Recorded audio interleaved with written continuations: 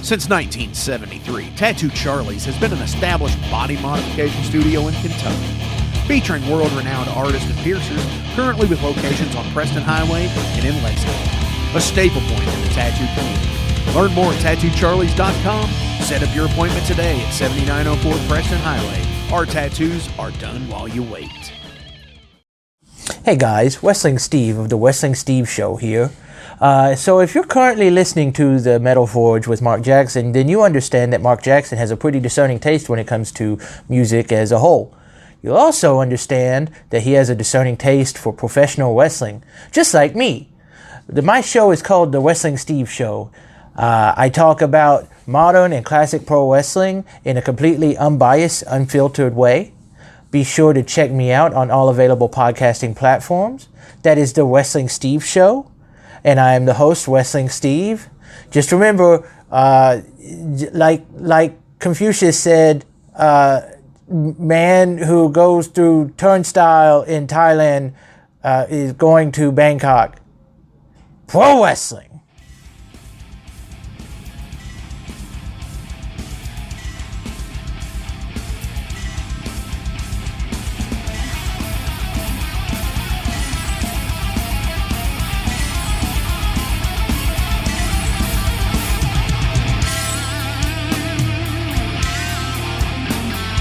Thank you for tuning into the Metal Forge. I am Mark Jackson and I am your host. The premise of the show is pretty simple. Awesome interviews and awesome music. If you want to contact me, hit me up at metalforgeradio@gmail.com or visit the website metalforgeradio.com. And now let's get this show on the road. What is going on, ladies and gentlemen? It is the Metal Forge and I'm your host, Mark Jackson. It is Friday, September 4th. And I'm on my way to Chesapeake Bay, Virginia, coming to you live here. Hell yeah, I hope everybody's doing well. Just needed a vacation, you know. Hey, gotta get out of the fucking house for a little bit. I know it's been a rough year, and people are saying, hey, you shouldn't travel because of COVID and all that. And it's like, yeah, I understand. I agree with that. But, you know, I plan on staying away from mostly everybody when I'm going to the Bay. And to Virginia Beach. I'm not going to be up in nobody's face or nothing. And if anybody's in mine, hey, I might just throw fists. No, not really. I'm not that bad. Just needed to get out for a little bit. Got a hell of a steal on an Airbnb out there. Looking forward to it. Gonna hit up Chrysler Art Museum while I'm out there. So cool stuff over the Labor Day week. And then I'm going to come back and visit my friend James Shane at White Rabbit Tattoo and Art in Frankfort, Kentucky, and get some more work done while I'm there. So hell yeah. And then, we're actually Overload is actually playing a show that following weekend on the 12th. It's going to be an awesome event.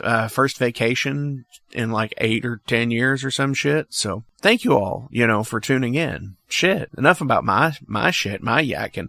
I have Night Cobra from Houston, Texas coming in the show today.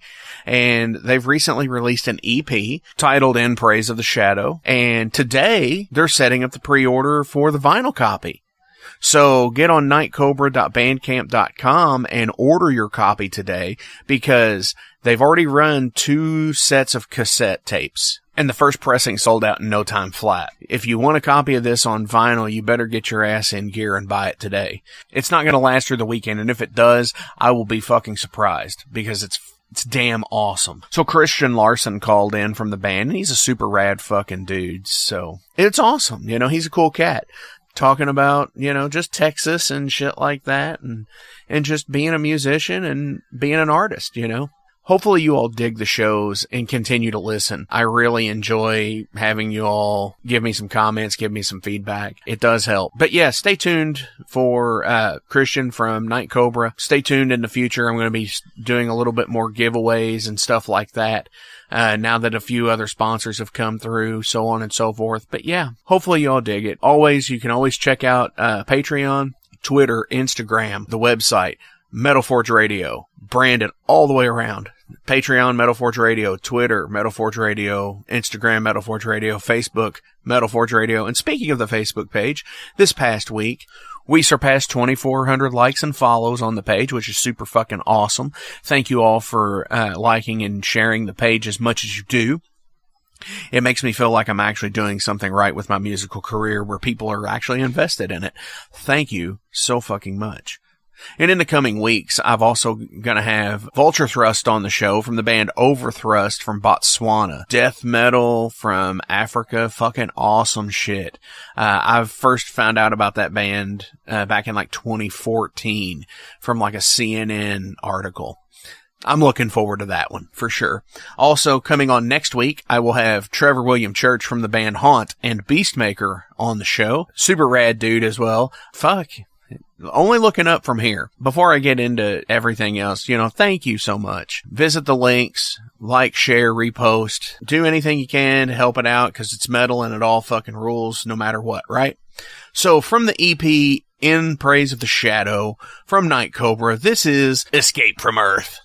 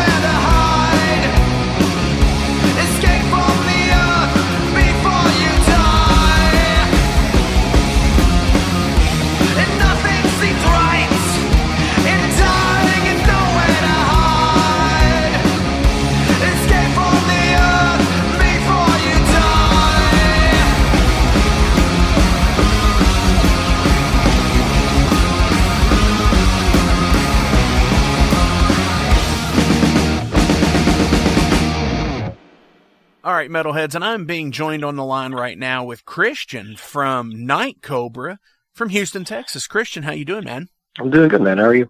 Dude, I'm all right.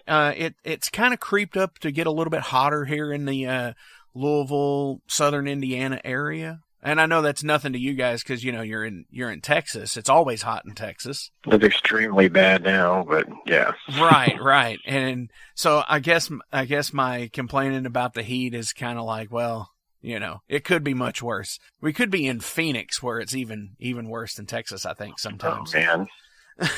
So tell everybody out there about Night Cobra. Night Cobra is kind of, like a punk heavy metal project me and my friends have been doing for a little while. This recording was done 6 months ago, and then it was supposed to come out around Hell's Heroes, except with everything that's going down, it kind of got pushed back. So I was kind of worried how it was going to be received after a while because it's been sitting so long, but everything seems to be going well. Definitely. And by the recording, you are referring to In the Praise of Shadow, correct? Yes. Which is a 4-song, I guess that's an EP? Yeah, I think it'd be called an EP. Yeah, I mean, more songs than what a typical single would be. So, and it looks like you've released it on cassette and are going back for a second print. Yeah, the first press sold out in 2 days, which was great. So I put up a pre-sale for another one, which is doing super well, and hopefully it'll be in, I think it's September. Hell yeah. And it looks like on your Bandcamp page, I see some other stuff like some merch, like you got a new trucker hat, some patches, shirts. That's awesome. You even got face masks. We got all sorts of stuff on there, yeah. You do. It's awesome. I love the purple cassette for the first printing. Are you going to do the same print over again, or are you going to try and change it up? The second one will be red. Cool. So it's kind of a little bit of a nod there to saying, hey, you got the purple cassette. That's actually, that was the first print. Yeah, I like to change it. I mean, just in anything like bands I've done, I like to change it up every time it gets repressed to something different. I can relate to that. I've got a few albums that I've done that with personally, where we've changed the packaging type. Like we went from an actual jewel case to a sleeved case and changed the discard a little bit. I believe there's a fancy word for that. I think it's reissue. There you go. It makes you feel like a huge rock star when you can reissue something. Yeah, you're like, it's back. You're like, all right. Some of those things I wish never came back. No, I'm kidding. I'm just being a smart ass here. Tell me about the band, because based on the pictures of what I see, it looks like is there only 2 of you? No, there's 5 people in the band. Thanks to COVID stuff as well, we don't have any band photos. We've only had 3 shows before everything got canceled, so we don't have a ton of photos. Okay, I can see that now, because COVID has kind of ruined everything in in music, especially in independent music and such. Well, I think just like music across the board's kind of screwed things to it too. Yeah. Do you all, when it comes to the writing process, are you all based all in Houston / kind of familiar with it, surrounding areas, Baytown, Crosby, are you all around that same area, or do you have members in other cities and you digitally record stuff and send it to each other? How do you do that? Everybody lives in Houston, so I think the furthest one is Brandon lives probably like 30 minutes outside the city, so we usually jam once a week. Usually writing goes down, like Bill and Brandon come up with a song, and they bring it to practice, and then we kind of work it out there, take all the ideas and kind of sort it out and see where it goes. Right on. Now, I assume you do have more than 4 songs, correct? Yeah, I mean, we're most of the way done writing a full length, so hopefully we're starting this fall. The whole reason we did the EP was just do a couple songs, get some music out there, so it's not getting a whole record together and getting it out takes a lot longer time. Right. And more money. So getting something out there, so, something to start with from the band is good so people can hear it. And especially, you can't, if you don't live in Texas or come see us play or something like that, or most people I feel like listen to bands on the internet over actually seeing them in the long run of people across the world. So when you do put out a full length, how are you all going to try and do that? Are you going to, is it going to be like cassettes? Obviously, because I think you've done the cassettes with this and it's went really well. CD, that's pretty much a given. Digital's always a given. Are you going to try to go with vinyl as well? Yeah, we're going to try to do vinyl for the EP too. I'm working on it right now, so hopefully something soon on that. I'm going to have to get but definitely for the full length. Vinyl, where it seems like a big upfront cost for the artist, if people can get behind it, it's one of those things where it's like it really pays off to have it, because there's a lot of people that will only buy stuff on vinyl still to this day. Yeah, I'm kind of in that same boat. Cassettes are just, people like cassettes and they're cheap and you can do small runs of them. I mean, that's why we ended up going with cassette for the first thing, to kind of see everything went. I could buy that. I love the price of it. It's $6.66. That's great. That's always awesome. Why music for you? I don't know. It's more like almost like why not? But it's everything I do is music, so I kind of forget that it is. Between playing in bands, my job is like I book shows. Basically everything I do around my life revolves around music. Between booking shows, going to shows, playing shows, writing music, touring, stuff like that. I think for most of us who are musicians, it's that one constant that's always there. There's like few times I think in my life that I went for a while without working on new things or playing shows. It starts to get weird. You don't really know what's going on until you kind of figure out that you hadn't been doing anything musically for a while. Right. It's like, hey, well, it's because you haven't played guitar or something, written anything for whatever amount of time. Maybe I should do that. I definitely get exactly what you're saying. It feels like something's missing. So what inspires your music? All sorts of things. Well, it's a new band. Let's see, like a lot of, fantasy books, science fiction, weird esoteric stuff. I don't know. It's all over the board. Right on. And then just good old fashioned rock and roll. Definitely. And out of the collection of songs, even including the EP and what has not been released, do you have a favorite song you've written out of all of that? Stuff we keep coming up with keeps getting better, so I don't technically have a favorite song besides, I guess, like the last one we started working on, which is a good sign. Yeah, absolutely. If you can impress yourself to keep doing what you're doing and you continue to get impressed with what you're doing, I think that's an awesome creative flow. Do you assign working titles to your music? They're usually something along the lines of Slayer sounding song, Iron Maiden song, stuff like that. Right on. Because that's pretty common. And it's always one of those things where it's like, I sometimes want to hear like the craziest thing somebody will say and be like, well, it's fuck this, and it's like, bam, right in your face. It's like, hey, that's pretty cool. Can you listen to your music without criticizing it? Usually after it comes out, yes, but before it comes out, no. Understandable. I think it's somewhere along the lines of, if it's not out, you can change it, but after it's out, that's just what it is. Right. And so based on that rationale, is that a thing where once it's released, it's done?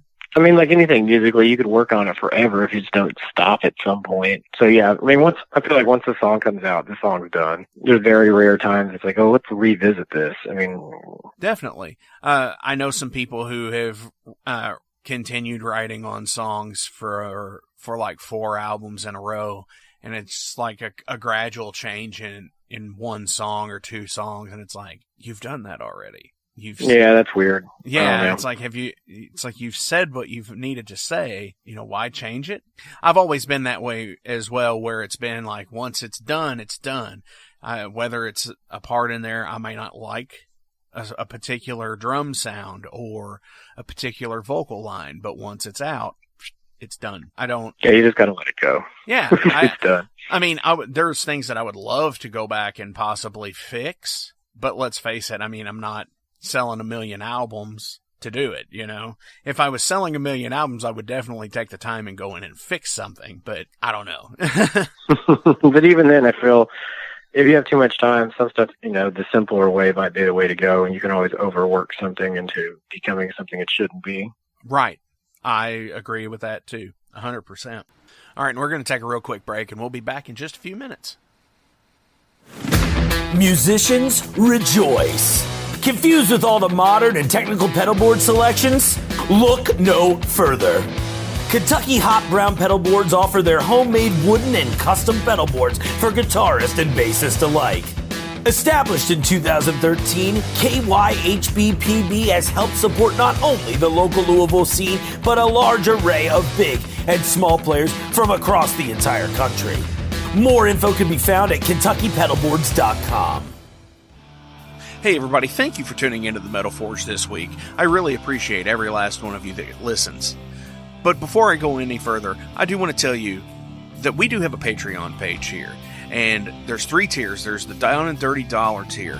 It's just $1. Hey, you're not going to miss $1. Nobody does. Then there's the $5 Showstoppers tier, which you get a patch, stickers, whatever we have that's in that price range. And then there's the $20 a month Master, where you can get a t-shirt, any size, any color of the Metal Forge logo. Fuck yeah, that's awesome stuff. Oh, and by the way, if you donate on there, guess what? You get the show 2 days in advance from everybody else. Thank you all so much. It's patreon.com/metalforgeradio. Check it out and donate today. I love you guys. Thank you. So on performing, Night Cobra is a fresh band and everything. Like you said, you recorded that stuff about 6 months ago, put it out. You played 3 shows as Night Cobra. But this is possibly a little bit of a whimsical question here. If you could, So if you could play any concert from days gone past, what would it be? As far as a specific concert or somebody, or just playing with someone, or what do you mean? What I mean by that is like an Isle of Wight, a Woodstock, Day on the Green, Clash of the Titans, big, Castle Donington shows, Walking Festival, these big, elaborate shows that so many people have cut their teeth and played before us. Is there any particular show that you're like, damn, I wish I would have played that? I mean, especially in Europe, there's a lot of great festivals to play. I mean, there's the huge ones like Walking and all the other stuff, but there's also a million other small festivals like Beyond the Gates or Roadburn and things like that. They're, I would say, things I actually want to go to because I listen to a lot of the bands that are on them. Opposed to say something that, I mean, I guess playing some giant festival like that's cool, but most of the stuff I'm into is seems to be like the smaller niche festivals. Right on. I could relate to that because it doesn't have to be 100,000 people. It could be 100,000 people would be nice. Right. Well, to me, I think it's a nice concept, but I think it kind of gets lost on the performer, because looking out and seeing that many people, I always look at the picture that was taken from the stage from Donington Festival 1986 or something like that, or 85. It was before Master came out, and it's a picture from Metallica on stage, and you just see the sea of people, and it's like, that's awesome. I would look. That's bam. Just to sit there and be like, I wish I was standing on that stage. Yeah, so that stuff's just surreal. If you had to choose between writing and releasing music or playing shows, what would it be? If you were to ask me this maybe 10 years ago, I'd send live, but now I feel more along the lines of I like making new music and continually doing that. I mean, don't get me wrong, not playing shows, especially right now, is weird. And I'd like to be able to do both, but I don't feel you get stuck just playing the same songs over and over and over again. Don't get me wrong, for a while it's fine. But then, it starts going on a year or two of you playing the same set. It just kind of gets boring. Right, and I would think that as well. It kind of reminds me of these bands that pretty much only play the same set, no matter what tour they're on.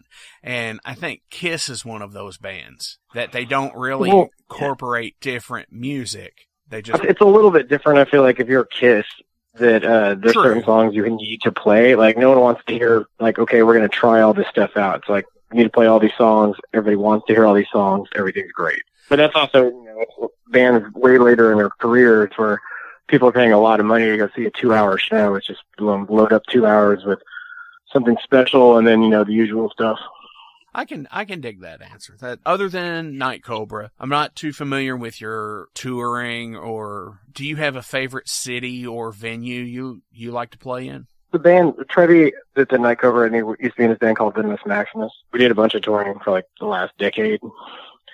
And I would have to say Chicago and Atlanta were my favorite spots. Right on. Always had a good time. Shows were always great. Definitely. Just good shows. Any other like local stuff for the reason you like to go back or anything? It was just, I mean, in both places, we played a whole bunch of different clubs, and it just, I don't know, we have friends in both cities too. So I don't know if it was maybe hanging out with some of our friends we don't get to see that often, having a good time. But all the shows and the crowd response in both cities were always over the top. Awesome. That's. And I like both cities a lot, so that always helps too. Right. Yeah, it's not like playing Jackson, Mississippi.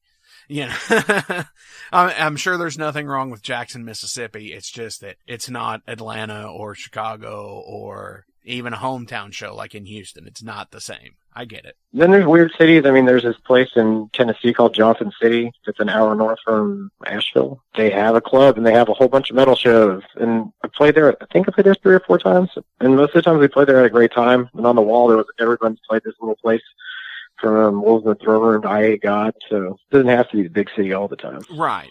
That's true too. So I do also like to ask some general questions because, we're all people. Mm-hmm. We all have common interests. We all, whatever we like, So do you have a favorite film? I would probably have to say The Ninth Gate. I've seen it a million times. So if I have to choose a favorite film, I probably would have to go with that. Awesome. Do you have a favorite food? I don't know if there's necessarily a favorite food. But I'm from Texas, so Mexican food is definitely high on the list. Right. And it's pretty close to authentic, not going to lie. It's not like where I'm from where some people think Taco Bell is authentic Mexican food when it's definitely not. Well, it's also different because it's Tex-Mex. So, I mean, even if I leave Texas, having Mexican food is rough. I get it. Yes, 100%. You could have a whole argument about California mix versus Tex-Mex and whatever. Right. It's a whole different conversation. Yes, it is. I did put this on here to ask, but you've kind of already answered it. And that's, what is your preferred media type? Is it vinyl, CD, cassette, MP3, Zune? I mean, I would say I have a ton of 1,500 LPs, but I listen to them as much as I can. But then, I would say besides that, most of the stuff I listen to is digital. Right on. And it's because of convenience, I'm sure. Yeah. Yeah, because, I can't take the turntable with me. I get it. All right, I'm going to take a real short break really fast. Hey guys, Wrestling Steve of the Wrestling Steve Show here. So if you're currently listening to the Metal Forge with Mark Jackson, then you understand that Mark Jackson has a pretty discerning taste when it comes to music as a whole. You'll also understand that he has a discerning taste for professional wrestling, just like me. My show is called the Wrestling Steve Show. I talk about modern and classic pro wrestling in a completely unbiased, unfiltered way. Be sure to check me out on all available podcasting platforms. That is the Wrestling Steve Show. And I am the host, Wrestling Steve.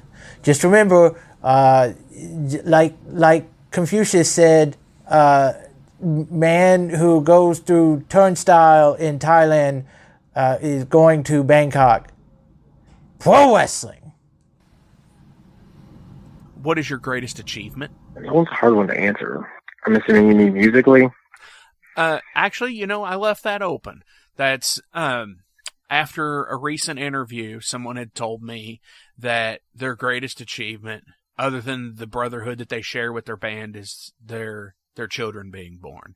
And that kind of made me think, let's leave that open-ended because it doesn't have to be about music. It's what's yours as a person?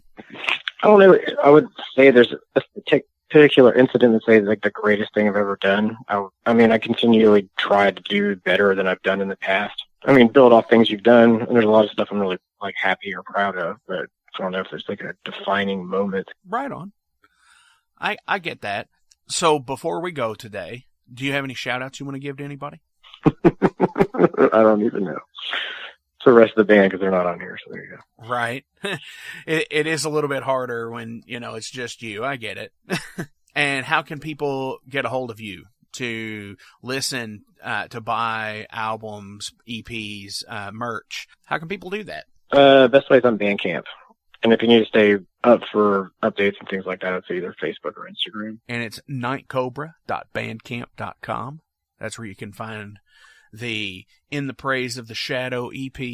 Dude, I love the artwork on that. Thanks, Ben. Who did that? A friend of mine, Ben Tipton. He's in Austin.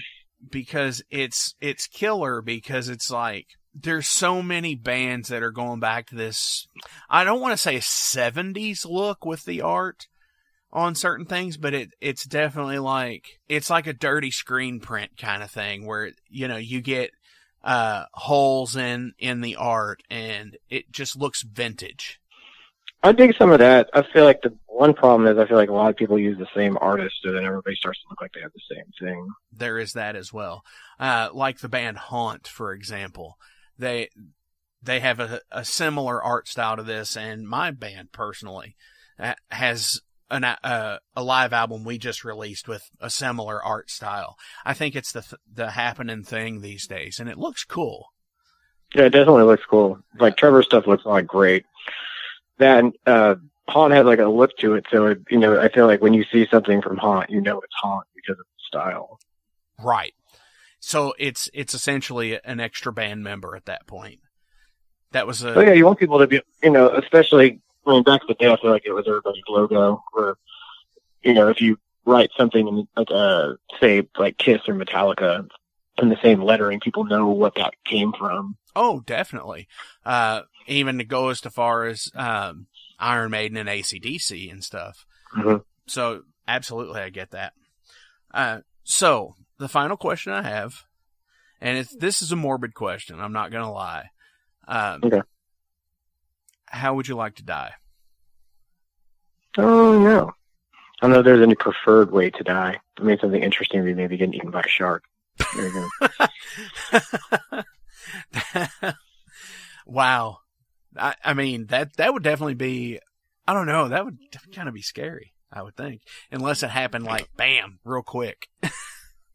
Yeah, you don't want to be like dragged around. Just want to, want to be done. Right.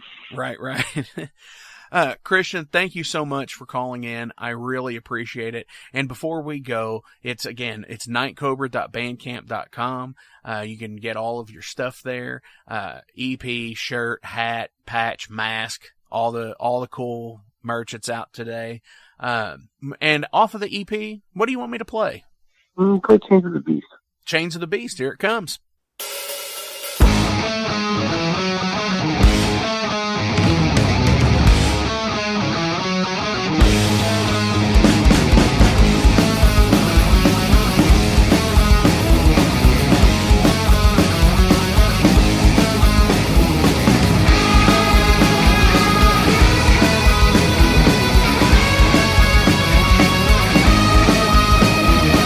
Madness, dark for the eternal.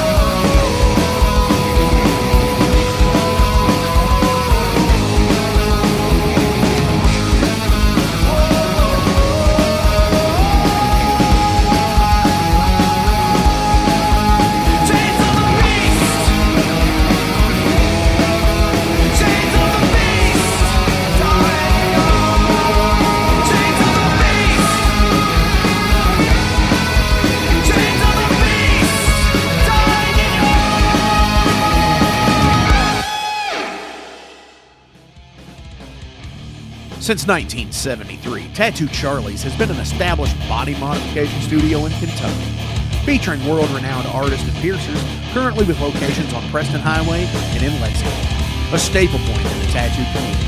Learn more at tattoocharlies.com. Set up your appointment today at 7904 Preston Highway. Our tattoos are done while you wait. Hey, are y'all in a band? Do you need merch for shows? By now I'm sure you've seen all the Metal Forge patches that are available, along with many more. Well, the printer I use for those is UKR Patcher. Check them out on Facebook and Etsy. They do awesome custom work and for extremely affordable prices for any band budget. Check them out, UKR Patcher on Facebook and Etsy. Musicians, rejoice! Confused with all the modern and technical pedal board selections? Look no further. Kentucky Hot Brown Pedal Boards offer their homemade wooden and custom pedal boards for guitarists and bassists alike. Established in 2013, KYHBPB has helped support not only the local Louisville scene, but a large array of big and small players from across the entire country. More info can be found at KentuckyPedalboards.com.